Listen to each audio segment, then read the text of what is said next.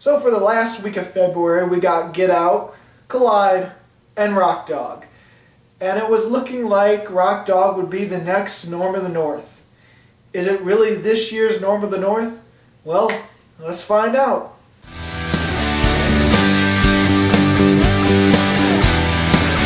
So before I get into what this movie is about, let me be straight with you. I went into this movie thinking it was going to be the next Norm of the North, thinking it was going to be a really terrible animated film. And I have to say, this is not this year's Norm of the North. It isn't. In fact, I was actually kind of surprised with this movie. It's still going to get something lower than 3 stars by the end of this review. So honestly, that's not saying much. But think about this. I was going into this movie thinking it was going to be a 0-star movie. And it's not. So it still might be a bad movie considering whatever rating I'm going to give it by the end of this review. But it surprised me. I thought it was going to be 0. So what is Rock Dog about? Well, there is an ancient village of sheep that are being protected by some dogs. Some mastiffs, I believe they were. The father played by J.K. Simmons and the son played by Luke Wilson, who the son is our main character. They're protecting these sheep from these vicious wolves that want to come into the village and eat them, or eat the sheep. But the father dog played by J.K. Simmons has a special technique that can just obliterate them, or at least send them flying. Magical kung fu, basically, or a magical punch. But Luke Wilson's character, he does not want to be a guard dog. He doesn't want his father's job. He wants to play music. Because a radio falls from a plane that passes by, he listens to rock and roll for the first time, and he is hooked, and he wants to go for his dreams, become a rock star. And eventually he goes to the city trying to find his hero, trying to find his inspiration, and meanwhile the wolves still want to eat the sheep. There's a little bit more to this movie, but that's as far as I'll go. Because honestly, if I said a little more, this would be a very predictable film, and you probably already know where this movie is going just by that small description of the film. Now look, is this a really good movie? No. I was surprised by it, but it would be hard for me to say that it was a good, average film. Which is why it's still getting lower than 3 stars for me. But, like I said, I was surprised. I was not expecting it to be as decent or as average of a movie that it is. And I can't help but compare it to Norm of the North, but a lot of people compare it to Norm of the North because that's what they felt this movie was going to be for them. And the animation is far better than Norm of the North. Granted, that's not saying much because Norm of the North animation is bland, empty, soulless. But then again, this animation isn't quite worthy enough for the theaters either, but it's way better than some straight-to-DVD animated films, so I have to give it some sort of credit. At least the backgrounds and the settings are more vibrant, more colorful, more lively than anything in Norm of the North. The character designs are kind of wonky at times, but for the most part, everything looks good enough where it's acceptable.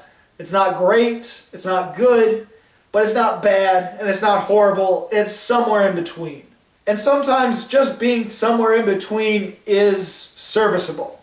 As far as bad animation goes, though, I will say that the fur on the creatures, on the animals, isn't really that convincing or all that good. And there are a few moments when there's multiple animals in the scene where if you look closely at some of them, they look a little bit glitchy as they walk. Almost like they're out of sync or they're just sort of not animated fully because they're like, oh, it's going to be a huge crowd. No one's going to notice this one character. Granted, the moles in this film kind of walk funny because they kind of waddle. They have very short legs, so they look glitchy on their own. But it's not the moles that I noticed that looked glitchy when it was huge crowds. I think one of them was a hippo or an elephant. But you know what animation was really good, or at least, honestly, good enough? The 2D animation before it becomes 3D. If it was more like the 2D animation in the introduction of the film, then this would probably be a much more acceptable film visually. But even though it's still pretty average and it's like, hey, it's okay. It's not as bad as I thought it would be. And honestly, story-wise, this movie is very predictable, very by the numbers. There's certain elements that sort of foreshadow what's going to happen. And it's not really foreshadowing. It's more like, oh, if this element's in it, then this must happen in the movie. Yep. Oh, and if this is happening, then yep, that's going to happen in the movie too. Like when the movie introduces that the sheep used to sing, and there's a whole story about how it distracted our main character, and they had to lock away all the music and stuff. Anyway, when this village only knew one song and only did this one song, you know that that's going to play off as his hit single. You got the rock star character that is our main character's idol, who he only listens to once in the entire film, and suddenly this guy is his idol because he introduced him to rock. And you know when that supposed rock legend of this movie is down on his luck, can't think of a new song, suddenly hears what might be the hit song for Luke Wilson's character, the dog. You know how that sort of mentorship would work out, and the rock legend will take advantage of our main character. You know that's going to happen. And you know how it's all going to come around and things are going to be forgiven and all that kind of stuff. You know exactly that the music is somehow going to save the village and destroy the wolves, or at least stop the wolves. Like, everything is definitely very predictable. That's just a few of the things. There's a lot more in it that I just don't want to go into major detail with. Even though there are some really crazy moments and things that feel like it doesn't mix, like the whole magic and the ancient village with this modern city and this main character wanting to be a rock star, there's things that don't mesh, but it's nothing along the lines of Norm of the North, where you can see its outrageousness, its ridiculousness, its really loony, zany concept, and think, that's so bad it's good. Like the whole building condos in the Antarctic because that'll sell, and I mean, it's not as dumb as that. And there are definitely elements within this movie that have been done before in other animated films, or even other films in general, that have done way better. Like the wolves that keep chasing our main character, that keep trying to catch him. You know, our main wolf is, well, wow. The wolves are like mafia characters, basically. And there's a head honcho, and he gets these two goons to keep trying to capture our main hero because they want to know more about the village and how to stop the dogs that are protecting it. And the two goons are kind of like the slapstick comedy in this movie, where one's short, keeps talking, one's tall, doesn't talk at all. This comedic duo seems to have been done many times before in other movies, done better. So it's like elements in this movie work in other films and have worked in other films, but it's done in a way that's sort of generic by the books, just sort of acceptable. It never goes higher to greatness, and it never goes lower to absolute crap. There is definitely some charm in this film that I found entertaining, and there were some visual gags that made me either chuckle or smile or just think, you know what, that has worked in other films. It could have worked, but it's just sort of okay. And there was definitely some zaniness in this movie that felt a little charming and didn't feel too out of place, didn't feel too bad that it's good, just felt sort of okay. Now there are two animated films that feel like this movie is a mesh-up of, but nowhere near as great as those other two films. It feels like Zootopia mixed with Kubo and the Two Strings, because this whole music is magic thing, and it's obviously nothing great enough or good enough to match either of those two films. So anyone thinking this is a mockbuster of those two films might absolutely hate this film. But if you've never seen those two films, if you've never seen Zootopia or Kubo and the Two Strings, then maybe you'll find this pretty acceptable. And I did kind of like the sheep in this movie. They were actually kind of really dumb and entertaining in a way, and there was something funny about them. They never felt like they were Minion rip-offs. And they were definitely, as dumb as those sheep are, they are smarter than minions. Those sheep are dumb, though. That definitely becomes a running gag in this movie. It almost gets to a point where it's like, just let the wolves eat these people. They're dumb as rocks. But there definitely is some things that annoyed me in this film, things that I found really dumb. And that is, what is the wolves' motivation in this film? I know I really shouldn't be asking this much for a mediocre animated film, but I can't help it. I mean, these wolves are mafia characters. They're totally mafia characters. They're talking about busting people's kneecaps with bats. They're the mafia in this movie. Why do they need to eat sheep? Like, what do they benefit from eating sheep? Clearly they're living off of something. I know they're carnivores, but there's other carnivores in this movie that have no intention of eating sheep or eating people, because technically all these aren't like savage animals. There aren't any animals in this movie that are savage. They're all like Zootopia. They're all anthro. They're all basically people. But these mafia wolves just want to eat sheep, I guess. It's just really weird. Unless they weren't mafia people before and they wanted to eat sheep because they were like hobos or something like that beforehand and had nothing else better to do. But when they're stopped by the dog at the beginning in the intro, suddenly they had to resort to something else, so they resorted to being mafia, and they just never could get over the fact that they were defeated long ago. Maybe it was like that, but none of that is in this movie, so it's not explained to why they need to eat these sheep. Another thing that really annoyed me was the narrator in this film, because we have a narrator that just pops into the movie every so often and talks directly to the camera, to the audience. Like, this is a character in the movie. He's not like some narrator commenting. He's an actual character in the movie. There'll be a scene where he's talking to people. It's just a normal scene, and then when everyone leaves, suddenly he turns to the camera and says, "You know what? Blah, blah, blah, blah, blah, blah, blah, blah." And of course he's voiced by Sam Elliott, which honestly is probably the best performance in this movie, which isn't saying much. But he's a yak in this movie. Do you want to know his name? Do you really want to know his name? Fleetwood Yak.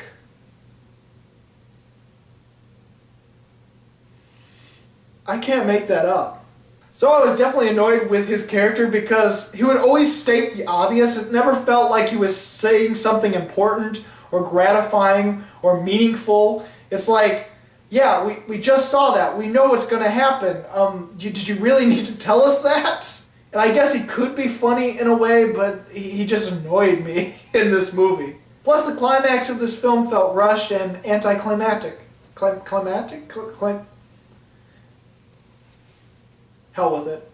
Probably the only constant entertaining characters of this film for me were the rock legend, who is a cat, Angus Scatter something, who's voiced by Eddie Izzard, which I've heard his voice in a few other animated films, and I like him. He's kind of like the Ozzy in this animated world, and he has a robot butler named Ozzy. Which, you know what? There's a funny moment with the robot where he runs out of batteries. It's actually a really funny scene, honestly. And then the two wolf goons that keep trying to capture Luke Wilson and keep failing miserably. One of them, the only one that talks, is voiced by Kenan Thompson, and so they were entertaining. I will say, though, when there's comedic goons in a movie like this, you know that they're going to turn into good guys eventually.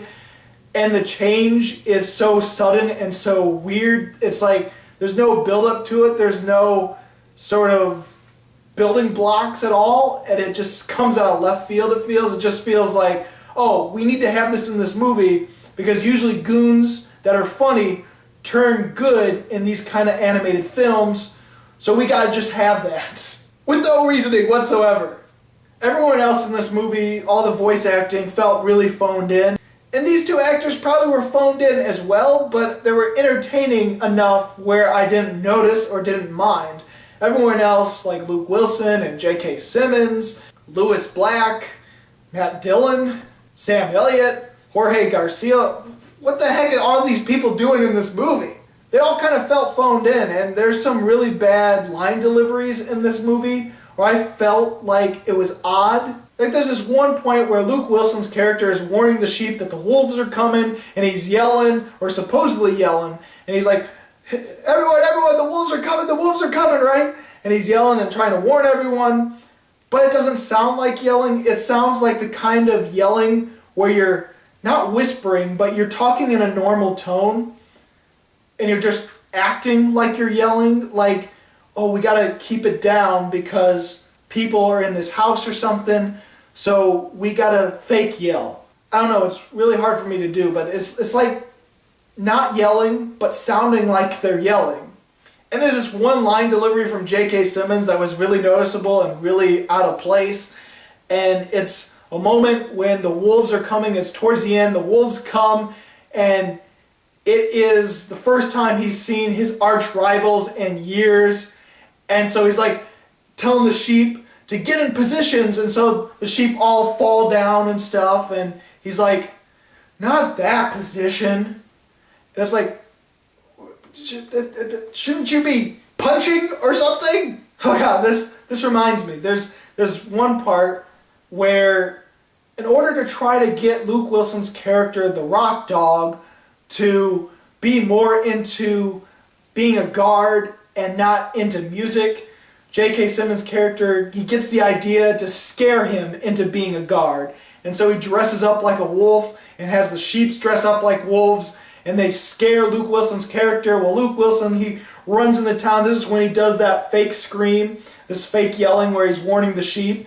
And suddenly chaos ensues, and suddenly J.K. Simmons' character is like really disappointed and mad at his son. And it's like, dude, you're the one that started it all by trying to scare your son into being a guard by dressing up like the wolves. You started this chaos.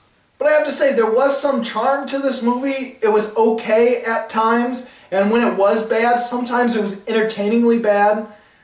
Not as entertainingly bad as Norm of the North, but Norm of the North is just a far more terrible film. And there is rock in this movie, it's just not hard rock, which if you're going into it thinking that's what's going to be, you really shouldn't. I know I wasn't expecting hard rock. I was expecting more indie rock and softer rock, and that's kind of what you get in this movie.